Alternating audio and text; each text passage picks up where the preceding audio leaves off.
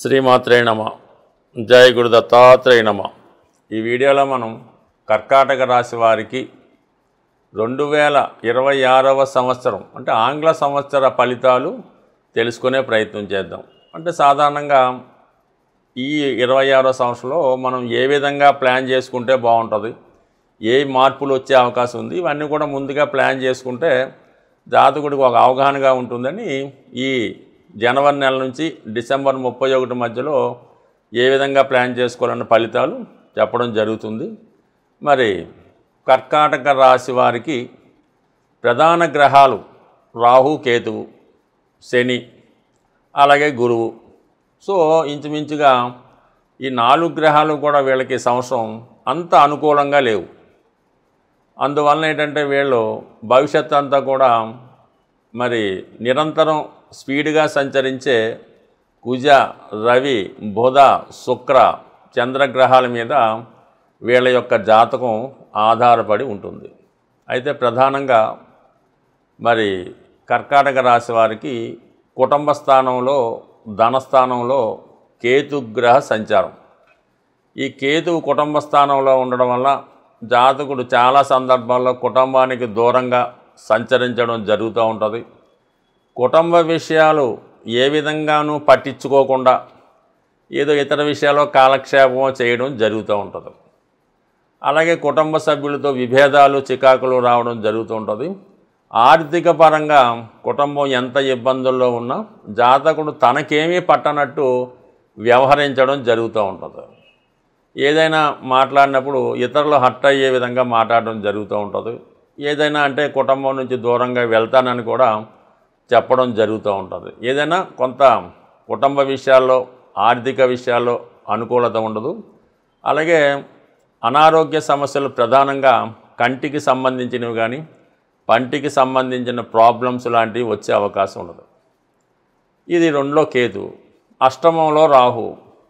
ఈ అష్టమంలో రాహు జాతకుడి యొక్క ఈ లోటుపాట్లు ఎత్తి చూపడం జరుగుతూ ఉంటుంది. ఎప్పుడో ఏదో జరిగిపోయి ఈ సమయంలో జరిగినట్టు జాతకుడిని అన్పాపులర్ చేసే ప్రయత్నం చేస్తూ ఉంటారు. అలాగే ఏదో చిన్న తప్పుని పెద్దదిగా క్రియేట్ చేసి జాతకుడి మీద అనేక అభండాలు వేయడం జరుగుతూ ఉంటుంది. జాతకుడు కూడా అలాగే చాలా వరకు ఈ చిన్న విషయాన్ని పెద్ద చేసుకొని బాధపడడం జరుగుతుంటుంది. ఏదో ఒక అభాండం ఈ సమయంలో మీ మీద పడుతూ ఉంటుంది. ప్రధానంగా మనకి ఏదైనా మనకి ఒక ఉద్యోగం వస్తుంది, లేదంటే ఒక ఎలక్షన్లో నిలబడదాం, లేదంటే ఒక పోటీ ఉంది. ప్రధాన విషయాల్లో చివరి నిమిషంలో ఓటమి, అవమానం రావడం జరుగుతుంటుంది. అంటే ఎంత అర్హత ఉన్నా కూడా మీకు ఆ పదవి రావడం జరగదు. ఎంత అర్హత ఉన్నా మీకు ఆ ప్రమోషన్ రాదు. ఎంతసేపు కూడా ఒకరి కింద పనిచేయడం, స్ట్రగుల్ పడడం జరుగుతుంది. బట్ ఏదైనా జాతకుడినిది అవమానపరిచే విధంగా, డీగ్రేడ్ చేసే విధంగా జరుగుతుంది. కాబట్టి సర్వసాధారణంగా మరి ఈ 2026వ సంవత్సరం డిసెంబర్ 5 వరకు అష్టమంలో రాహు జాతకుడి మీద కొన్ని అపవాదాలు, అపనిందలు వచ్చే అవకాశం ఉంది. ఏదైనా కొన్ని స్కాముల్లో ఇరుక్కోవడం కూడా జరిగే అవకాశం ఉన్నది. చిన్న మిస్టేక్కి, చిన్న నేరానికి పెద్ద పనిష్మెంట్ వచ్చే అవకాశం ఉంది. జాగ్రత్తగా వ్యవహరించడం మంచిది. ఏదైనా కర్కాటక రాశి వారు నిజాయితీగా ఉంటారు. అయితే కొన్ని విషయాల్లో, సంబంధం లేని విషయాల్లో ఇరుక్కొని ఇతరుల కోసం వీళ్ళు ఇబ్బంది పడడం జరుగుతుంటుంది. ఇది కూడా గమనించండి. ఈ రెండవ ఇంకా శని భగవానుడు. శని భగవానుడు కూడా ఇంచుమించుగా ఈ సంవత్సరం అంతా కూడా మనకి 9వ స్థానంలో సంచరిస్తూ ఉన్నాడు.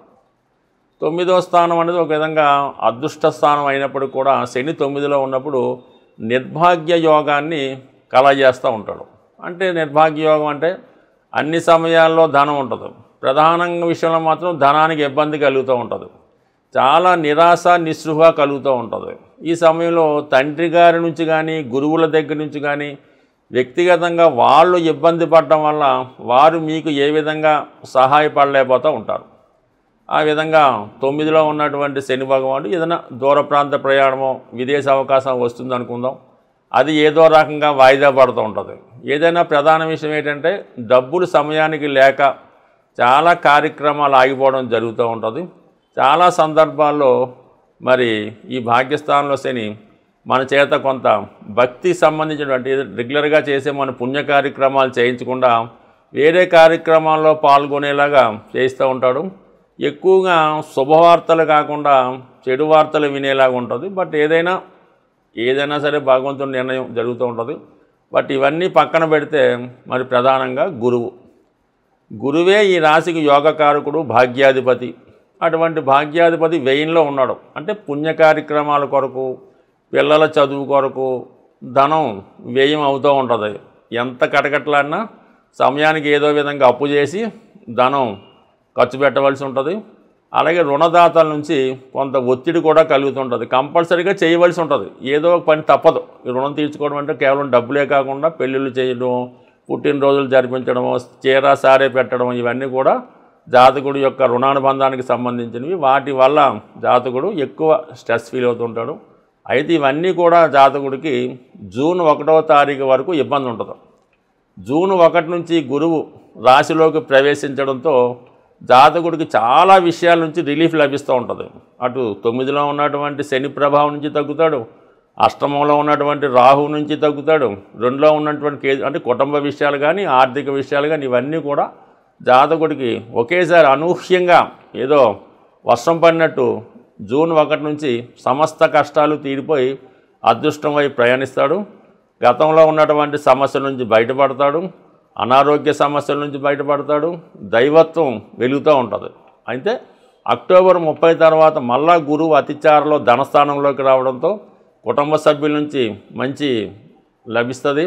వాళ్ళు మీకు సహకరిస్తారు, కుటుంబ సభ్యుల్ని పరిష్కరిస్తారు. బట్ ఏదైనా కర్కాటక రాశి వారు జూన్ 1వ తారీఖు వరకు జాగ్రత్త వహిస్తే జూన్ 1 నుంచి సమస్త సౌకర్యాలు కలుగుతూ ఉంటాయి, సమస్త అదృష్టం జాతకుడికి కలుగుతుంది. బట్ ఏదైనా కర్కాటక రాశి వారు 2026వ సంవత్సరం జూన్ 1వ తారీఖు వరకు ఎదురు చూడవలసిందే.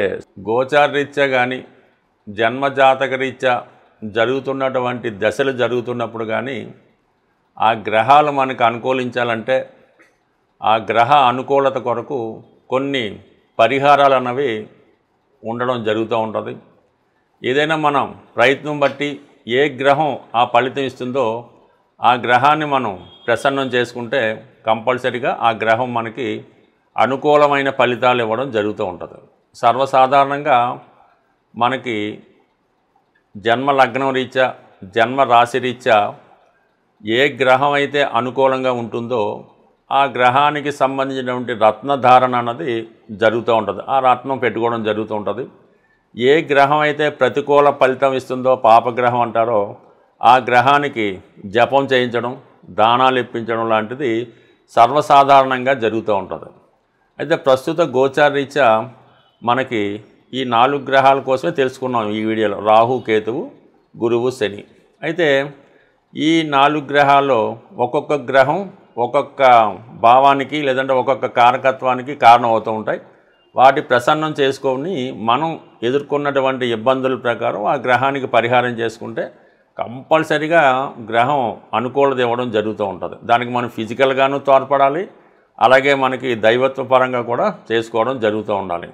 సపోజ్ మనం శని భగవానుడికి శాంతి చేయించుకోవాలి, పరిహారం చేయించుకోవాలనుకున్నప్పుడు మనం కూడా చాలా క్రమశిక్షణతో ఉంటూ సూర్యోదయానికి ముందే లెగిసి శరీర శ్రమ చేస్తూ ఉండాలన్నమాట. చిన్న విషయానికి పెద్ద విషయానికి ఇతరుల మీద ఆధారపడకుండా మనకు మనమే ఆధారపడుతూ చాలా శుచిగా శుభ్రంగా ఉంటూ అలాగే ఒక మంచి సాంప్రదాయ దుస్తులు ధరించు, ఈ గడ్డం అది పెంచేసి తలగడ్డ పెంచకుండా పర్ఫెక్ట్గా కనబడుతూ ఉంటూ, అలాగే శని భగవాన్ యొక్క అనుగ్రహం కోసం మరి ప్రతి నిత్యం వీలైతే లేదంటే ప్రతి సోమవారం, ప్రతి శనివారం, అంటే ఎప్పుడు వీలైతే అప్పుడు శివుణ్ణి ఆరాధించడం వల్ల, అలాగే ఎక్కువగా మీ కుటుంబంలో ఎవరైతే వృద్ధులు చేతకాని వాళ్ళు ఉంటారో వాళ్ళని కనీసం మీరు ఇసుక్కోకుండా వాళ్ళకి దగ్గరగా ఉంటూ వాళ్ళకి ఏమి కావాలి అన్నది ఏదో ఏ బిస్కెట్ ప్యాకెటో బిళ్ళలో ఏవో మందులో వాళ్ళు సాయం చేస్తూ వాళ్ళకి ఏదన్నా సహాయం చేస్తే, అంటే మీ కుటుంబంలో వృద్ధులకి మీరు సహాయం చేయడం వల్ల శనిగ్రహ అనుగ్రహం లభిస్తుంది. ఇప్పుడు ఎవరైతే శని వల్ల ఉద్యోగపరమైన ఇబ్బందులు ఎదుర్కొంటున్నారో, వ్యసనాల బారిలో ఉన్నారో, అప్పుల్లో ఉన్నారో వాళ్ళు ఈ విధంగా నేను చెప్పిన రెమెడీ చేసుకుంటే ఇమీడియట్గా దాని నుంచి బయటపడడం జరుగుతూ ఉంటుంది. ఇంకా బెటర్ ఫలితాల కోసం ఈ చలికాలంలో ఉన్నప్పుడు బాగా వృద్ధులకి రోగిష్ట వారికి ఏదైనా దుప్పట్లు, సాల్వాలు పంచిపెట్టడం, చెప్పులు, గొడుగు ఇవ్వడం జరుగుతుంటుంది. ఎప్పుడు కూడా దానం ఎవరైతే బాగా కొనుక్కోలేని స్థితిలో ఉంటారో వాళ్ళకి, పేదవాళ్ళకి, రోగంతో ఉన్నవారికి, వృద్ధులకే ఇవ్వాలి తప్ప బాగా డబ్బులున్న పండితుడిగో ఇంకోటిగో మనం ఎంత దానం చేసినా ఎన్ని వేలు ఇచ్చినా రూపాయి ఉపయోగం అయితే ఉండదు. కాబట్టి మీరు ఈ విధంగా ఎవరైతే బలహీనులుగా ఉంటారో వాళ్ళకి కనీసం భోజనం పెట్టినా శనిగ్రహ అనుగ్రహం లభిస్తూ ఉంటుంది. అలాగే రాహు ఎప్పుడు మనల్ని వ్యసనాలను బాడి తీసుకెళ్తూ ఉంటాడు. అక్రమంగా ధనం సంపాదించాలనుకుంటాడు. అనేక అక్రమ సంబంధాలు, వ్యసనాల మీద ఆసక్తి చూపుతుంటాడు.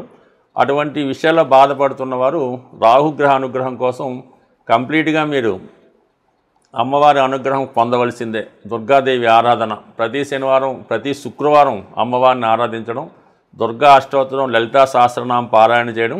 అలాగే స్త్రీల వంక, అంటే మీరు ఎంత చిన్న వయసైనా పెద్ద వయసైనా ఎవరైనా స్త్రీలను దీన్ని పాపదృష్టిలో చూడకుండా వాళ్ళని గౌరవప్రదంగా చూడటం వల్ల రాహు అనుకూలిస్తాడు.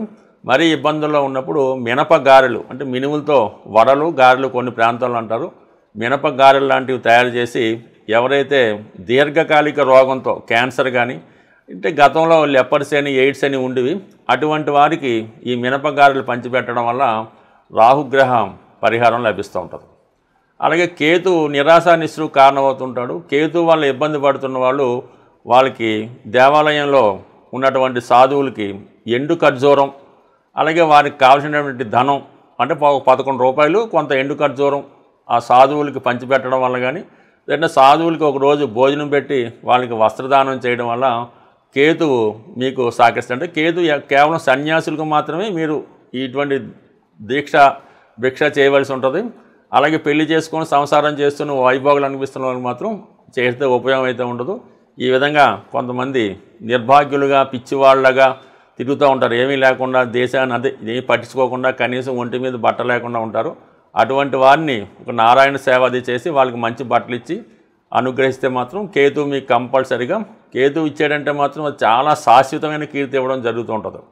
ఇక గురువు అన్నది ఏంటంటే మీ యొక్క గురువుని ఆశ్రయించడం వల్ల కానీ, మీకు ఎవరైతే విద్య నేర్పారో మీ తండ్రి గారు, మీ తల్లి గారు, వారిని సేవించడం వల్ల, లేదంటే బాబా గారు, సత్యసాయి బాబా, రాఘవేంద్ర స్వామి, మీ ఇష్ట దైవం ఎవరైనా ఉంటే వారిని గురు రూపంలో కోల్చుకోవడం వల్ల బాగుంటుంది. మళ్ళీ గోవుకి సేవ చేయడం వల్ల కూడా గురువు అనుగ్రహిస్తూ ఉంటాడు. ఈ కారణాల వల్ల ఏంటంటే చిన్న చిన్న రెమెడీలతో మనకు మనం చేసుకునే రెమెడీలే పనిచేస్తాయి తప్ప ఏదో గుళ్ళో డబ్బులు కట్టేసామండి, లేదంటే ఇంకోటికి ఏదో చేసామని అలా కాకుండా ఫిజికల్గా దగ్గరుండి సంతృప్తికరంగా మీరు పరిహారం చేసుకుంటే అది మీకు 100కి 100 పాళ్ళు సహకరించే అవకాశం ఉంది. స్వస్తి.